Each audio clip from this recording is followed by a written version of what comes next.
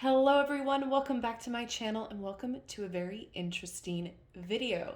Today we're going to talk about my personal favorite Halloween decks, and there's 3 different piles here and I'm going to briefly touch upon each one. So we have a whimsical themed pile, we have a beautiful slash aesthetic pile, and then we have a darker pile. So this is strictly for tarot. I'm hoping to do a oracle version of this as well. So let's get started. Let's talk about the whimsical one first because this is the most fun for me.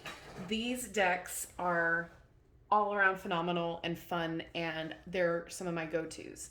This deck in particular, the Halloween Tarot, this is by Kipling West. This is my #1 go-to for this season. I start pulling it out in September and I literally use it up until Christmas. Like, it is just gorgeous. It is your Rider-Waite-Smith version, only Halloween themed. So as you can see, it's vintage Halloween. It's fun.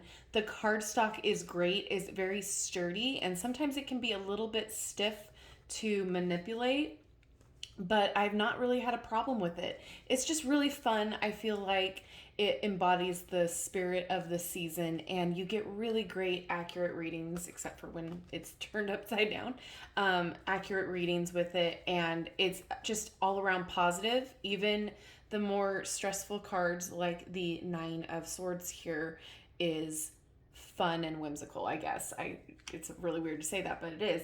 And their suits, the bats are the swords, the imps are the wands, pumpkins are the pentacles, and ghosts are the cups. So come on, how flippin' cute is this deck? So if you want to see a full in-depth video on this, I will link all of the decks down in the description box to my videos that you can take a look at. So there is this one, the Halloween Tarot. Love it, love it.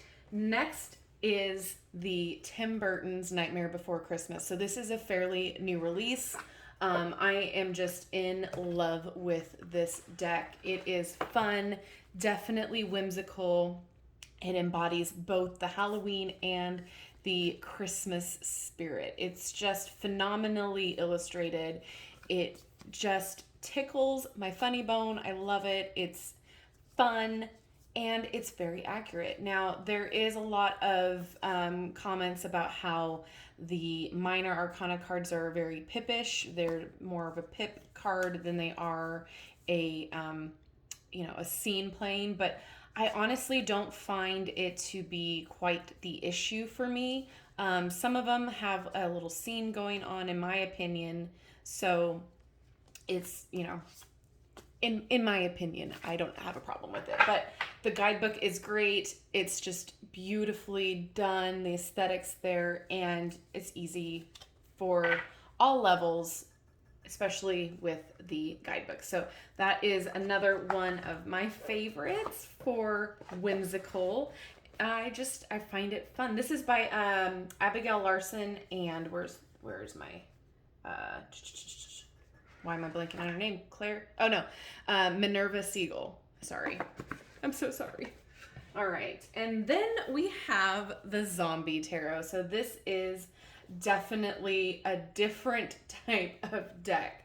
This is fun and very kitschy. Very, very kitschy. And I love, love, love it. It opens like a box of ammunition.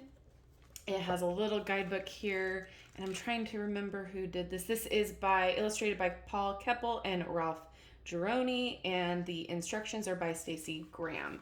So it's very, it makes fun, I feel like, of the zombie apocalypse.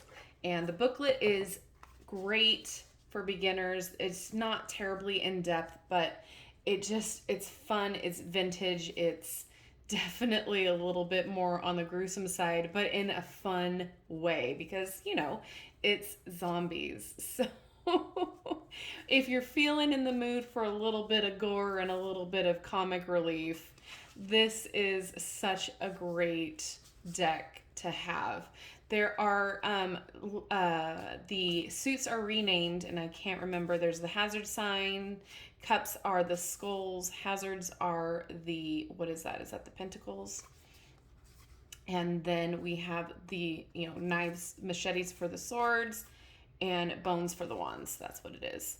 So yeah, it's very, very fun. It's very, very whimsical, but whimsical in a more gruesome gore way. And I have a great time using it. I think that this is just more of a theme deck that you pull out for when you want to have more of a horrifying time, but not too scared. Not being scared. All right, so that's the other Whimsy deck, the Zombie Tarot. And then my last and most favoriteest treasured deck. I love, love, love this deck. This is very whimsical. This is the Everyday Witch Tarot by Deborah Blake, art by Elizabeth Alba. So it just shows a bunch of witches having their own fun and dealing with their day-to-days. And I just absolutely enjoy it. It's definitely more whimsical.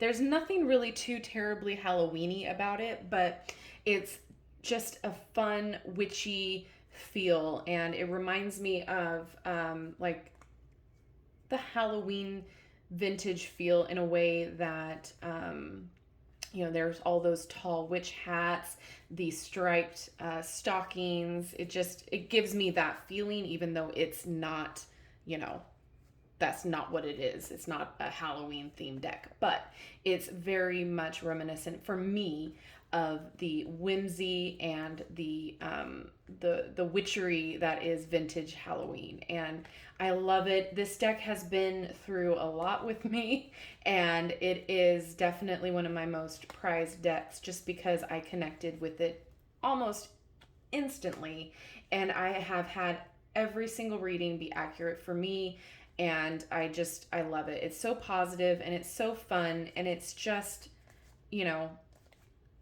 something that I will pull out for almost anybody once they want a reading. So definitely check these out if you have not checked them out on my channel. I have a video on each and every one of these. So those are my whimsy decks. I have to say, if I'm going to do a Halloween reading, it's going to be between one of these two. Most likely, it's always going to be this Halloween tarot. It's fun. It's fantastic. And I mean, all of these are, which is why, it's my favorite video, my favorite deck video. But love, love, love that Halloween tarot. Okay, so now let's move on and let's talk about the aesthetic ones. Let's talk about the ones that are just beautiful. So first off, we have the Santa Muerte Book of the Dead. This is by Fabio Lastrani. It is absolutely stunning. I did not think that I was going to love this deck as much as I do. I feel like the readings are very poignant. They're very it's more of a tell it like it is in front of your face. Like, it doesn't sugarcoat anything. It's absolutely stunning. It's just one of these hauntingly beautiful decks that, I just can't get enough of. So, so pretty. The color is vibrant. The depictions of everything are just so deep. I love, love, love this star one. So, I mean, if you're looking for a more aesthetically pleasing one that is very much within the season, this would be it. I can't say anything negative about this deck other than if you are a beginner, the guidebook might be a little bit difficult for you to learn on. But that being said, you can pick up this deck and use any resource available to you. Like, look at that. Stunning. So definitely one of the more beautiful, aesthetically pleasing decks. The guidebook is in multiple languages, so it's a great start. It's a great deck to Instagram. So that's kind of what these decks are, the very Instagrammable decks. So there's that one. Then we have the Crow Tarot, created by MJ Cullinane. It's beautiful too. So this is definitely based on the Rider-Waite imagery. The back, oh, let's not pull that out right now. The back is fun. It's just like crow feathers, very textured feeling, almost wood blocky, woodcut feeling. But you get these stunning images of the crows, almost like in a collage or oil painting look, and it's just beautiful. But you can definitely see the Rider-Waite imagery coming through, and you're following the story of the crows, and just I just love. So very much within the Halloween spirit with the crows. It's just so beautiful. I mean, you really can't go wrong with it. This is kind of an easier deck, I feel, to learn on if you are a beginner. It's not going to be really easy, but it is definitely a deck that you can learn on. I don't know why some of these are upside down. The guidebook makes it a little bit easier to understand, but the imagery is right there, right what you need it to be. So that is the other one here. Let's just flip through the guidebook. Yeah, the guidebook is pretty easy to give you the information that you need. So that is the Crow Tarot. And then we have the Antique Anatomy Tarot. This is by Claire Goodchild. The book in here is great, and the artwork, the illustrations, I can't. It's stunning. Everything about this artwork is just so pleasing.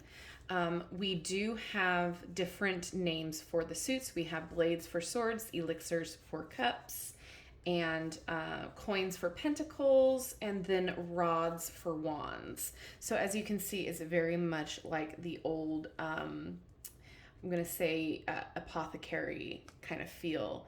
And it's very stylized with the flowers and the way things are put on the paper. It's just so aesthetically pleasing. It's so gorgeous. I love the pop of color from the flowers, and then everything looking like a old textbook around it. So you can see the different types of rods, the different kinds of cups, elixirs, and anything with skulls in it, I'm there. So this is definitely a very pleasing deck. The only complaint that I have about this particular deck is the cardstock is super thin. It's very, very thin. However, if you've seen me shuffle and you've seen me deal with the cards in my hands, it's held up really well considering the fact that they're very thin. So I will give the deck that. It is definitely one that I recommend checking out, especially if you are into Instagramming your spreads. It's gorgeous for that. It's just so pleasing and beautiful and different. It's so different than any of the other decks that I've had. So these are my beautiful aesthetic decks for Halloween. Love, love, love. All right, and then last but not least, we're going to take a look at the darker decks, okay? These decks right here are more heavier, more of a shadow working deck, and definitely more for the horror fan, possibly in that regards. So first of all, let's talk about the Darkwood Tarot. This is by Sasha Graham and Abigail Larson. So again, Abigail's on our list. I love, love, love, love, love her art style and her artwork. This is published by Llewellyn. The guidebook is so thick. It's got so much going on. It's just so great to learn on, to do shadow work. Like, it's a phenomenal deck for that. It's very almost Tim Burton-esque. It's not, based off of it, but definitely very Tim Burton-esque to me, which is, very much right up my alley. So the illustrations are a little bit darker, a little bit more, I wouldn't say sinister, but sometimes they can come across that way. But I love that. I love the darker imagery because sometimes we just need that. Sometimes we need a little bit of our shadow side to be represented in a darker way. So just a phenomenal deck. It's a fairly new release. I think it was back in July that it was released, or September. No, that's way too soon. I don't know. It's a fairly new release. I can't keep track. But it's gorgeous. It shuffles great. And I just love her illustrations. I feel like it is just like I'm watching a animated movie. Like, look at the devil. It's just so fantastic. So well thought out. And I love, love, love it. You can definitely see the Fool take her journey throughout this deck. And it's fantastic. So if you're into more darker animation, this is one I highly recommend checking out. You can't go wrong. You cannot go wrong, especially if you're dealing with shadow work. There is something to be said for using this deck for that. All right, so let's go into our next one, which is another new release. This is the Edgar Allan Poe Tarot. This is by Rose White, illustrated by Eugene Smith, another Llewellyn published deck. Again, we have a highly informative guidebook here. So this is definitely something, even if you are not a Edgar Allan Poe connoisseur and you don't know all of his works, it will help you to know exactly where they're coming from with this imagery, what works it's from, and it is definitely informative for you as a beginner. There's a lot of great information in this and a lot of spreads at the end. I mean, it's a beautifully illustrated, vibrantly colored book. And look at the back of those cards. It's stunning. I love, love, love this deck. So again, you have darker imagery, but it's not something that's going to absolutely terrify you. It's something that's going to make you think. It's something that's going to make you want to maybe look deeper into the skeletons in your closet, aka shadow work. So it's something that if you're looking for a little bit more of a frightful deck without committing to the terror, this would be the deck for you. It's so fun. It's different. It's definitely keeping within the season of Halloween. And I think it's phenomenal. I love how bright the colors are, how vivid, and I love the scenes. They're different from anything I have seen in the decks before as far as how deep the images go. And especially when you find out what the story they used the imagery for, it brings on a deeper level and another layer of meaning for the card. So super fun, super great for Halloween and to get a little bit creepy. All right, and then our last Halloween deck, I'm saving one of the best for last. We have the Haunted House deck. This is by Sasha Graham and Mirko Pierderefici. Yeah, there's no way I'm going to pronounce that right, so I do apologize. But this deck is a Lo Scarabeo deck, so this is also another deck that is in a couple different languages.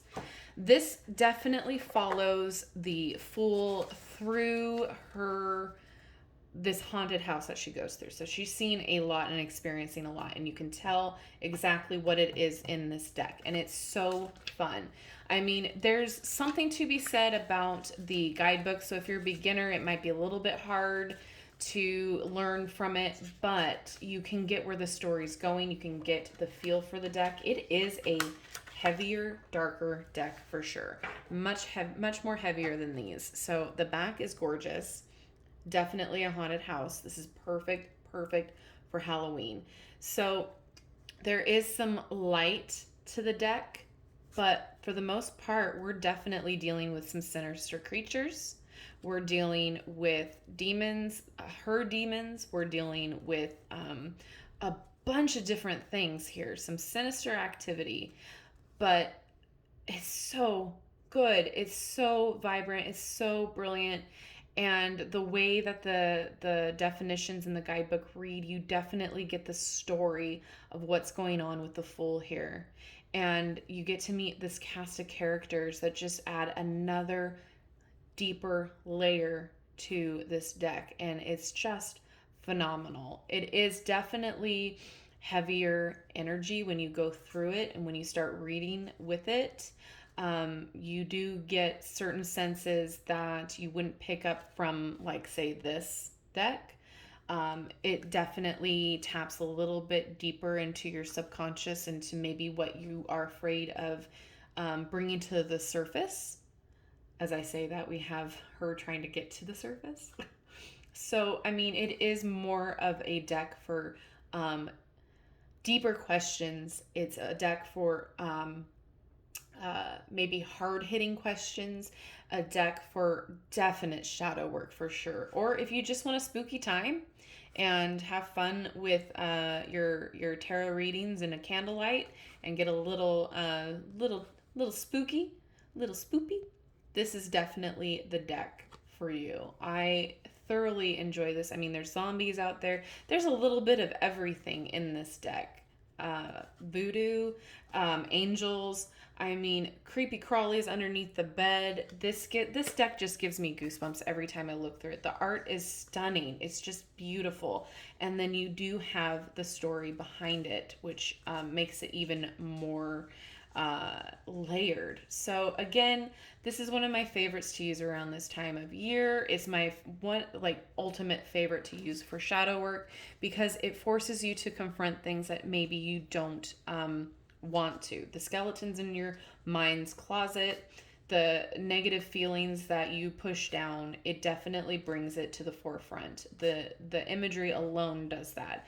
I mean, this is an exorcism, and the stuff going on here is definitely fun but terrifying at the same time. So it's a heavier deck, but it's so good for shadow work. And I love this sun card. It's so beautiful. It shuffles great, and I love the fact that it's in multiple languages. So, I mean, you just can't go wrong. Sorry, I just love that it shuffles. As you can see, I have used it quite often with the edges being all